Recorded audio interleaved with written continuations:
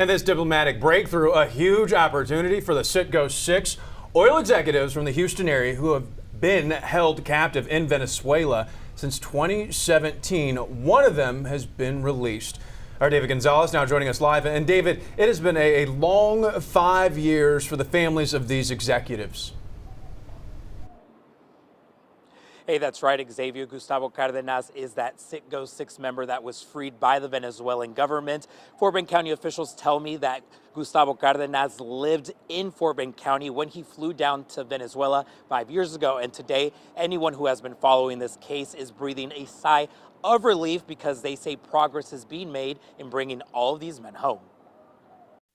After half a decade imprisoned in Venezuela, Gustavo Cardenas is coming home. Cardenas and 5 other oil executives of Houston-based Citgo had been detained in South America since 2017.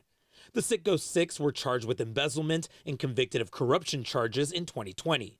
All of them were sentenced to at least 8 years in prison. President Biden said, "These men are fathers who lost precious time with their children and everyone they love, and their families have suffered every day of their absence." In 2019, the daughter of one of the men pleaded for her father's safe return. My father is not a political person.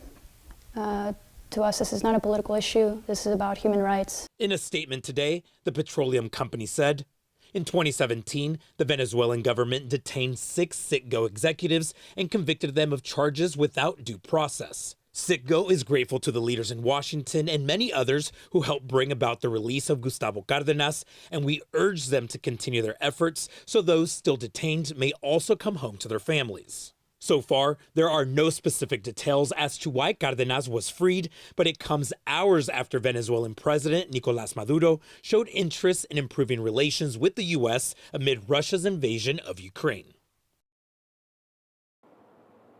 And Cardenas is one of 2 Americans released. The other is Jose Alberto Fernandez, a Cuban-American citizen who has been in a Venezuelan prison for more than a year on terrorism charges.